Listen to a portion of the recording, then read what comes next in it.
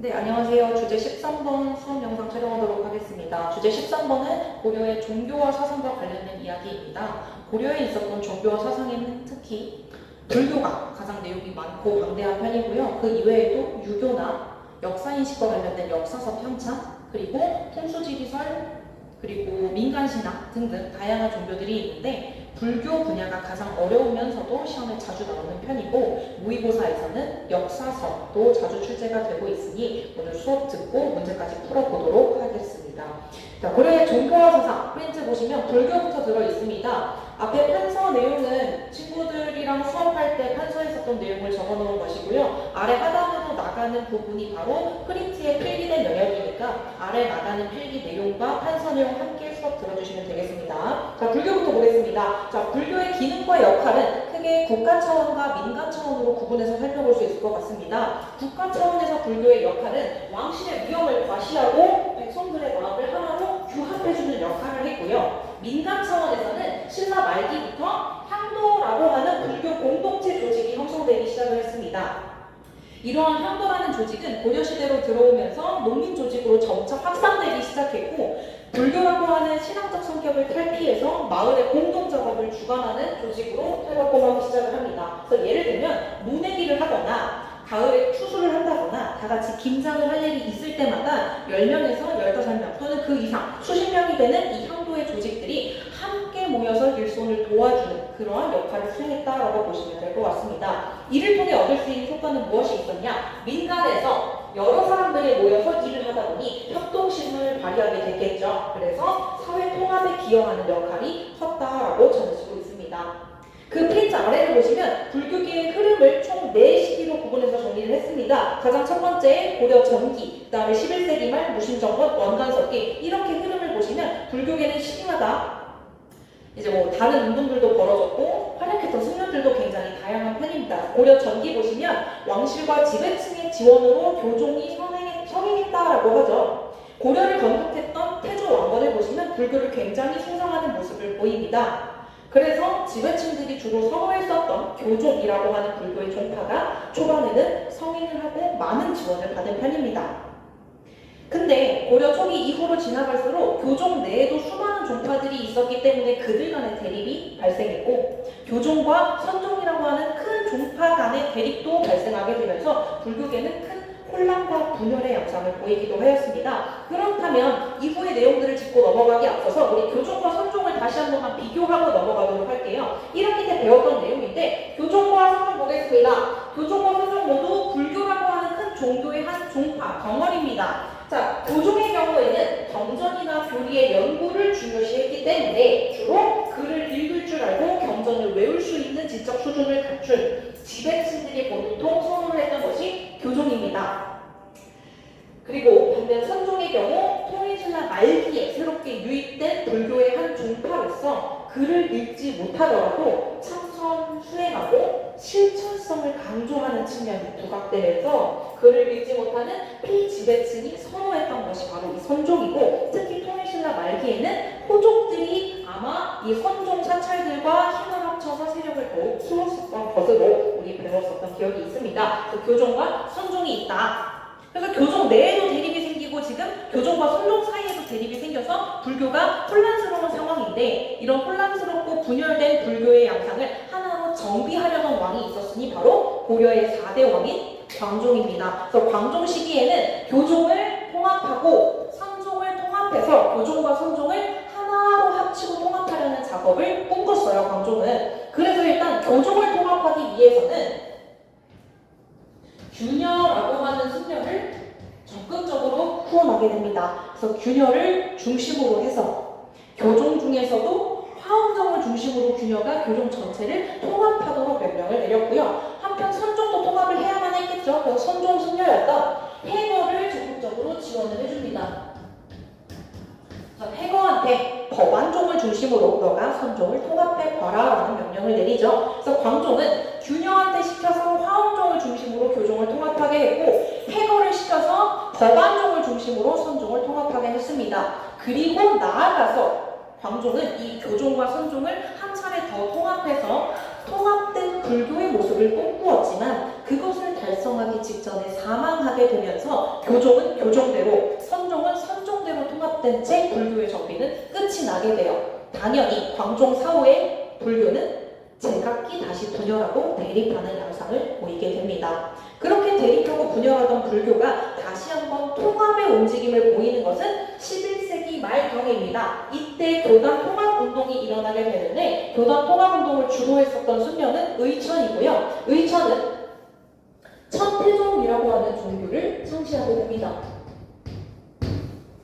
이 천태종이라고 하는 불교의 종파는 교종도 선종도 그 어디에도 포함되어 있지 않은, 엄밀히 따지면 이 가운데에 보라색으로 색칠한, 노란색으로 제가 지금 다시 색칠하고 있는 저 영역에 소속되는 종파라고 볼 수 있습니다. 즉 교종적 성격도 있고 선종적 성격도 있는, 교종과 선종을 아우르는 종파가 천태종이었던 것이죠. 근데 천태종을 엄밀하게 따져보면 교종과 선종이 모두 포함되어 있기는 하지만 교종에 조금 더 많은 비중을 두고 있었습니다. 그래서 나중에 밑에서 배우겠지만 의천은 천태종을 창시하여 교종을 중심으로 선종을 포섭하고 통합하려는 노력을 했던 겁니다. 자, 그래서 천태종을 창시했던 의천이 있고요. 요 밑에 있는 교광여수 내용 일단 밑에서 조금 더 살펴보도록 하겠습니다. 여하튼 프린트 보시면 의천은 천태종을 창시하여 교단 통합운동을 전개하였으나 의천이 죽고 난 뒤 불교계는 다시 분열하면서 또 불교가 흐지부지 통합되지 못한 채 분열되는 양상을 보이게 됩니다. 그리고 시간이 흘러서 무신정권 시기로 넘어가게 되면 불교는 어떤 문제점들이 생기냐면 일단 승려들이 경전 공부에 몰두하지 않는 문제점이 생겼고요. 두 번째, 경제적인 활동을 하면 안 되는 승려들이 절밥을 주고 밥값을 받는다거나 아니면 하층민들을 절에서 재워주고 숙박비를 받는다거나 그런 경제적인 이득을 취하는 각종 폐단들이 드러나게 됩니다. 이렇듯 불교의 초심을 잃었던 무신정권기의 불교의 승려들이 이제 다 같이 모여서 결사운동을 벌이게 되는데 여기서 말하는 이 결사운동은 불교 개혁운동이다라고 보시면 조금 더 쉬울 것 같아요. 불교가 떠안고 있는 각종 문제점들을 해결하고 불교의 초심을 되찾는 운동이 바로 이 결사운동이라고 보시면 될 것 같습니다. 자, 결사운동을 주도했었던 무신정권기 활약했던 승려는 크게 두 명이 있는데요. 가장 먼저 수선사 결사운동을 주도했었던 진울이라는 승려가 있고요. 두 번째로 백년사 결사운동을 주도했었던 요세라는 승려가 있습니다. 그래서 각각이 주장했던 바는 밑에서 조금 더 자세히 살펴보고요. 고려의 문제점을 해결하기 위해서 진울과 요세가 불교를 통합하려는 그리고 불교를 개혁하려는 그러한 움직임을 보였구나라고 이해해 주시면 되겠습니다. 그리고 시간이 지나서 원간섭기가 시작되는데 이때는 이러한 결사운동의 색채가 많이 약해질 수밖에 없습니다. 원나라의 영향을 받았기 때문이겠죠. 그래서 불교의 개혁운동은 약화되었고 법문세족과 불교 세력들이 결탁하여 각종 폐단을 일으키게 되면서 원간섭기 때는 불교의 폐단이 점점 심각해지는 양상을 보이게 되고 이 이후 고려 후기 말기로 가게 되면 가게 될수록 불교의 폐단은 점점 심각해지는 모습을 보이게 됩니다. 그렇다면 그 밑으로 내려가서 대표적인 인물, 대표적인 승려들을 한 명씩 살펴보도록 하겠습니다. 먼저 균효부터 볼 건데요. 균효는 우리가 이때 배웠던 승려로 바로 광종의 부름을 받아 교종 자체를 하나로 통합하려고 노력했었던 승려가 균효입니다. 그래서 균효는 아래 프린트에도 보이다시피 광종의 적극적인 지원을 받아 광종이 귀법사라는 절을 균효를 위해 만들어주기도 하였고요. 균효는 이 교종이라는 종파 자체가 경전이나 교리 연구를 강조하다 보니 글을 읽을 줄 아는 지배층 위주로 퍼져가는 모습을 보였습니다. 그래서 교종은 어렵지 않아 하층민들도 충분히 접근할 수 있는 영역이야 라는 것을 설파하기 위해서 불교의 교리를 담은 향가, 즉 노래를 지어서 불교의 대중화 노력을 전개했습니다. 그래서 이때 균효가 지었던 향가의 제목이 보현시범가인 거고요.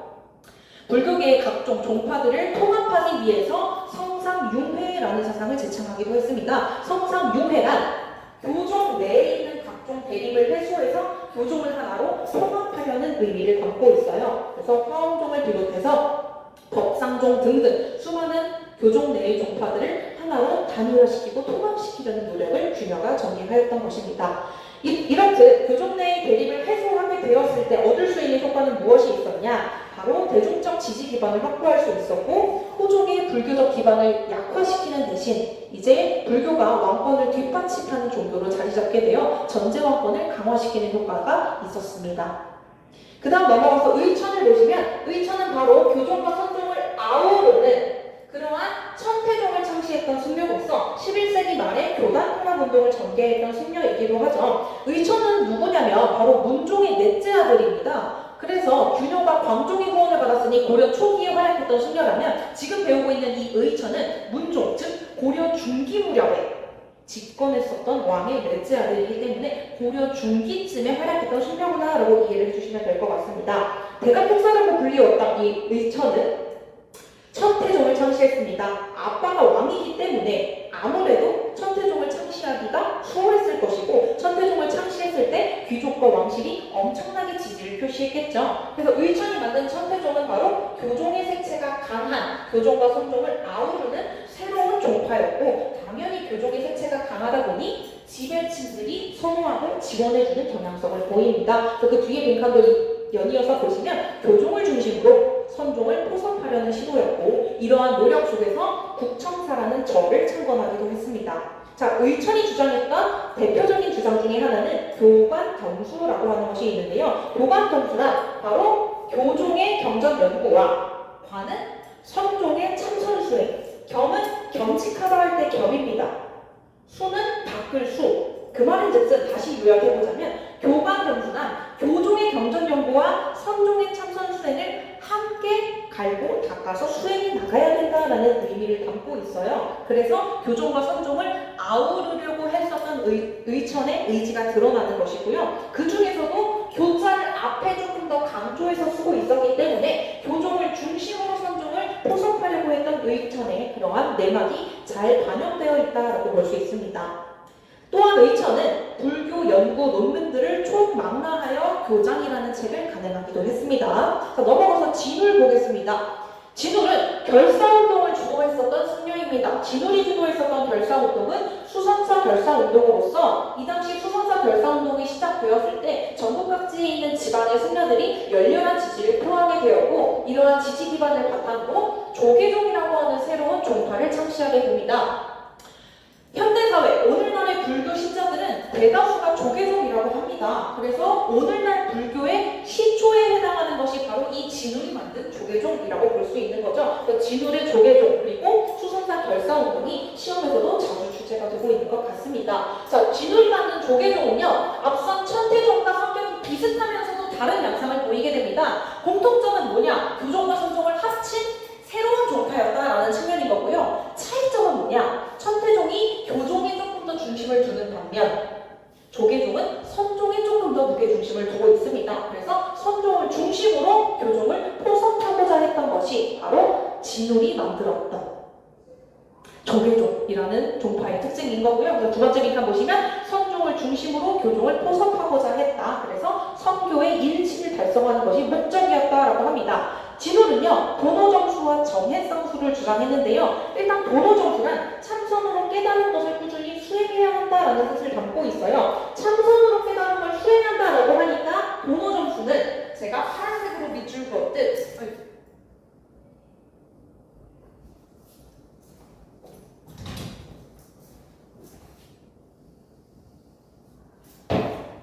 밑줄을 잘못 그었는데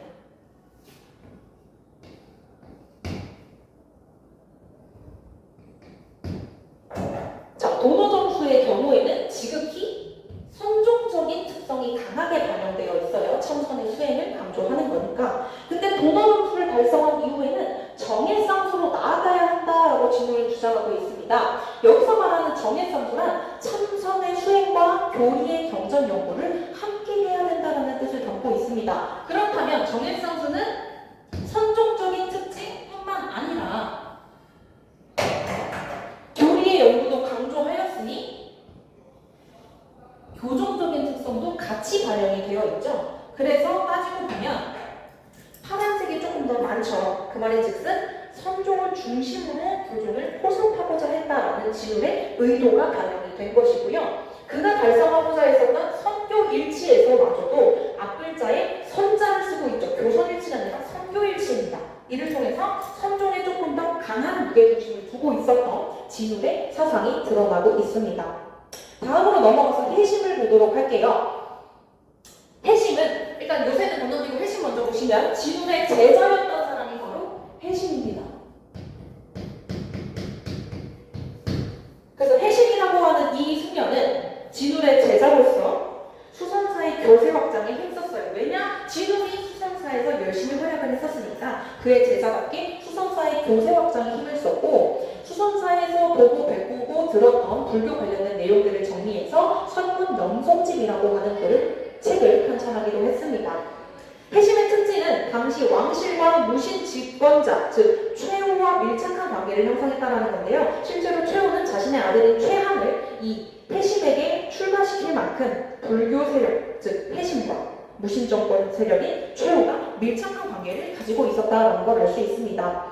해심이 주장했던 것은 유불일치설이라고 해서 유교랑 불교가 일치한다라는 주장을 했습니다. 어떤 측면에서 일치를 하냐? 바로 심성의 도야라는 측면에서 일치를 한다라는 주장인데요. 심성의 도야는 무슨 뜻일까? 심, 마음, 성품, 도야, 갈고 닦다. 즉 마음과 성품을 갈고 닦는다라는 측면에서는 유교와 불교와 비슷하다. 유교랑 불교랑 크게 다르지 않다. 본질적으로 비슷하다라는 주장을 한 겁니다. 이 덕분에 얻을 수 있는 효과나 영향은 뭐가 있었냐? 원간섭기 때 원나라로부터 성리학이 수용되게 되는데 이 성리학이라고 하는 학문은 사실상 유교의 한 갈래잖아요. 그렇죠? 유교적 색채가 강한 학문인데 불교의 나라에 성리학이 들어왔다? 아마 대부분의 사람들은 관심 없어 하거나 배척했을 확률이 높았을 겁니다. 근데 해심이라는 사람이 유교와 불교가 공통점이 있어 라는 내용을 설파하고 전파시켜놨기 때문에 대다수 불교 신자들이, 고려의 대다수의 백성들이 성리학에 처음 들어왔을 때 거부감 없이 오히려 호기심을 가지고 연구하고 접근하려는 모습을 보입니다. 그래서 유교, 즉 성리학에 대한 거부감을 낮추고 성리학에 접근할 수 있는 발판을 마련해 주었다라는 점에서 유불일치설의 영향이 중요한 편입니다. 그렇다면 아까 잠시 넘겨놓던 요새를 살펴보면 요새는 앞선 진울이 주도했던 수선사 결사운동에 참여하여 결사운동이 무엇인지 결사운동을 통해 얻을 수 있는 게 무엇인지를 깨달았던 인물입니다. 그래서 요새는 사실상 의천이 만들었던 이 천태종 소속의 승려거든요. 근데 이 천태종이 의천 사후에 쇠퇴하는 와중이었는데 이 쇠퇴하는 천태종을 다시 한번 일으켜보자 라고 하면서 천태종의 중흥을 빼앗기도 했습니다. 수선사 결사운동 참여해서 결사운동의 중요성을 느꼈고 자신이 소속된 쇠퇴하고 있는 이 천태종을 다시 한 번 더 부흥하려는 노력도 했죠. 그리고 나서 요새는 자신만의 결사운동이 백년사 결사운동을 주도하게 되면서 지방관 그리고 최후 정권까지 하층민들뿐만 아니라 지배층이 다양한 관심과 지원을 받게 됩니다. 지배층의 지원을 받았음에도 불구하고 요새는 지배층의 권력이나 재력에 기대어서 뭔가를 요구했다기보다는 자신이 원하고 관심 있었던 분야, 즉 기층민의 구제에 집중을 하는 모습을 보이게 됩니다. 그래서 하층민들에게 불교를 설파하기 위해서 참회 수행이나 또는 연구를 외울 것을 강요하게 되어 이를 통해 극락에 갈 수 있다라는 주장을 하는 것이죠. 그렇기 때문에 그를 잘 몰랐던 하층민이나 지방의 백성들은 이러한 쉬운 방법을 통해서도 불교에 접근할 수 있구나를 깨닫게 되어 엄청난 호응을 보이게 되었고 요새는 이러한 기층민 구제에 열심히 힘썼다라는 겁니다. 가장 프린트 밑에 의장이라는 승려 들어있는데요. 가볍게 보시면 될 것 같습니다. 이장염의 막내 아들이었고요. 현화사에 소속되어 있었던 승려인데 이장염이 반란을 일으켰을 때 아버지를 도와서 반란에 참여했었던 승려다라고 보시면 되겠습니다. 넘어가서 유교와 역사서와 그리고 풍수지리, 도교 그리고 민간신앙까지 가볍게 볼 텐데 유교 프린트로 같이 보겠습니다. 판서 없이 프린트 같이 봐주세요. 자, 유교란 건국 직후에 왕이 천명의식이나 민본의식을 표방하는 그 마음가짐 속에 유교적 이념이 들어있었다라는 거고요. 과거제를 시행할 때도 불교 경전을 외우게 해서 테스트를 본 게 아니라 유교 경전을 외워서 테스트를 봤던 것이고 국자감이나 향교도 불교 교육기관이 아니라 유학교육기관이었죠. 그래서 불교의 나라인 고려였음에도 불구하고 건국 직후에 유교적인 색채가 여기저기 반영되어 있었다라는 겁니다. 자, 이후 무신집권기로 가게 되면 무신들이 집권을 하고 문신들의 위치가 바닥으로 추락하게 되면서 유교 뻔했습니다. 그러나 국가를 운영하기 위해서는 여전히 유학적인 소양을 갖춘 문신들이 필요했고, 심지어 최후 시기 때는 서방이라는 기구를 두어서 문신들을 수기하게 했을 만큼 문신들의 중요성, 유교적 소양을 갖춘 관리들의 필요성이 느껴졌다라는 거죠. 그리고 나서 원간섭기로 넘어가게 되면 원나라로부터 성리학이 들어오게 됩니다. 성리학도 유교, 유학의 한 갈래죠. 그래서 이 당시 성리학을 빠르게 공부하고 불교가 아닌 성리학 쪽으로 갈아탄 아이들이 있으니 그들이 바로 신진사대부들입니다. 신진사대부들은 성리학이라는 사상을 열심히 연구하여 고려 말기 불교가 가지고 있었던 문제점들을 비판하기 시작을 했고, 고려를 개혁할 수 있는 사상의 기반으로 성리학을 활용하면서 고려 말기에 개혁 정치를 펼치게 됩니다. 그래서 고려 말기에 공민왕이 개혁 정치를 할 때 바로 이 신진사대부들과 함께 힘을 합쳐서 개혁을 전개했었죠.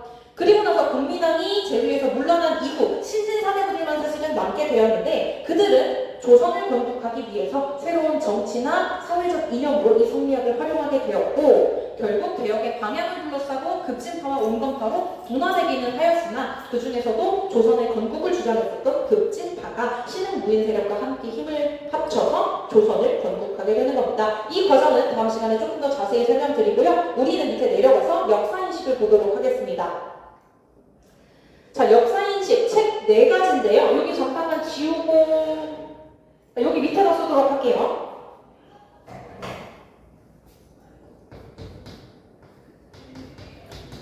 고려 후기 역사서는 딱 4가지가 출제될 확률이 높습니다. 바로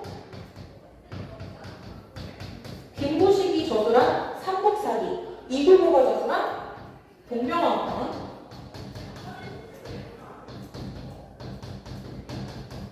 그리고 이련이 쓴 삼국유성, 그리고 이승주가 쓴 제왕. 이렇게 4가지 책만 나올 확률이 높아요. 이 중에서도 각각의 책들을 설명하기에 앞서서 우리가 배웠었던 책 3가지의 특징을 묶어서 설명드리고 자세히 설명을 드리려고 합니다. 뒤에 있는 3개의 책을 묶어서 우리 하나만 써줍시다. 동명왕편, 삼국유사, 제왕후기의 공통점은 무엇일까? 바로 몽골의 침략 당시에 이 책들을 널리 읽힘으로써 어떤 효과를 꾀했다? 민족의 자주성을 드높이고자 했다. 그래서 이 책 속에는 민족의 자주성을 드높이는 그러한 내용들이 담겨져 있다고 합니다. 그리고 3가지 책 묶어서 특징 하나만 적어주시고요. 이어서 우리는 삼국사기부터 다시 역사서의 특징들을 하나씩 보도록 하겠습니다. 가장 첫 번째, 김부식의 삼국사기인데요. 현존하는 가장 오래된 역사서입니다. 삼국사기니까 말 그대로 삼국의 역사가 서술되어 있었겠죠. 신라, 고구려, 백제의 역사가 이 순서대로 신라가 가장 많은 비중을 차지하고 있습니다. 왜냐? 김부식은 유교에 능통했었던 사람이기 때문에 신라 계승의식을 가지고 있어요. 신라 계승의식을 표방하기 위해서 신라를 가장 앞에 가장 많은 부분을 서술하고 있고요. 편찬의 목적은 유교를 공부했던 사람답게 유교적 통치 질서의 확립이 편찬 목적이었습니다. 서술 체제는 기전체의 방식을 따르고 있습니다. 기전체란 본기, 지, 표, 열전으로 단원, 카테고리를 구분해서 작성하는 방법인데, 본기 파트에는 왕과 관련된 이야기만 서술을 하고요. 지 파트에는 제도사, 표는 연표, 마지막 열전은 왕 이외의 인물들을 서술하고 있습니다. 왕 이외의 인물들 예를 들면 누가 있을까? 삼국시대 때 활약했었던 이차도 이런 사람들도 있을 수 있고, 김춘추 이런 사람들도 있을 수 있고, 다양하겠죠. 왕 이외에 역사적으로 뭔가 업적을 남겼던 인물들은 열전에 들어있다라고 보시면 되겠습니다. 그 다음 넘어가서 이규보의 동명왕편을 보시면, 동명왕은 고구려를 세운 주몽이 동명왕이죠. 그래서 고구려의 시조인 동명왕의 신화적인 행정을 칭송하는 서사지가 바로 동명왕편입니다. 여기서부터는 역사서 속에 고려가 고구려를 계승하고 있다는 느낌이 물씬 풍기기 시작을 하는데요. 그래서 이러한 느낌을 통해서 민족의 우수성과 자주의식을 강조하는 역사서였다라는 겁니다. 그래서 동명왕편을 몽골의 침략 당시에 읽혔을 때 얻을 수 있는 효과는 무엇이냐? 옛날에 고구려가 차지하고 있었던 위쪽의 영역에 현재 몽골이 침입한 상태이기 때문에 고구려를 계승한 우리 고려는 그 만주 벌판에서 열심히 싸워서 몽골의 침략으로부터 고려의 땅을 지켜야 된다는 인식을 심어줄 수 있었던 거죠. 마찬가지로 뒤에 나오는 삼국유사나 제왕후기도 마찬가지인 겁니다. 자, 이련의 삼국유사 볼게요. 이련은 승려 거죠. 그래서 이년이 쓴 삼봉유사라는 역사서 속에는 불교 이야기가 굉장히 많이 들어 있습니다. 그래서 삼봉유사는 역대 왕조의 역사와 불교에 대한 이야기를 수록한 책입니다. 특징은 최초로 단군조선을 우리 역사의 시작으로 설정했다라는 점이고요. 이 역사책을 통해서 마찬가지로 고려의 자주성과 정체성이 드러날 수 있었습니다.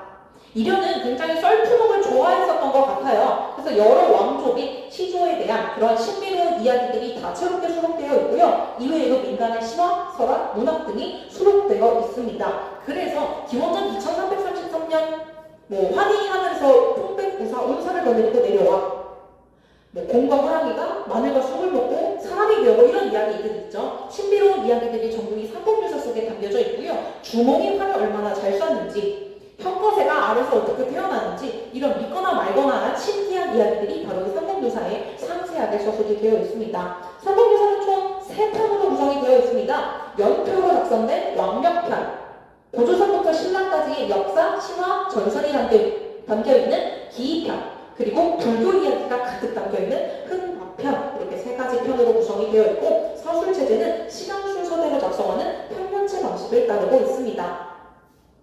마지막 이순유의 제왕홍기입니다. 중국의 역사를 다루는 상권과 우리나라의 역사를 다루는 학원으로 구성이 되어 있고요. 모두 시로 작성이 되어 있었다라는 것이 특징입니다. 그리고 제왕홍기도 삼봉유사랑 마찬가지로 단군조선을 우리 역사의 시작으로 설정하였으며 몽골의 침략 당시 고려의 자족성과 정체성을 강조할 목적으로 읽혀졌던 역사서라고 보시면 되겠습니다. 그럼 넘어가기 앞서 질문 하나만 해보도록 하겠습니다.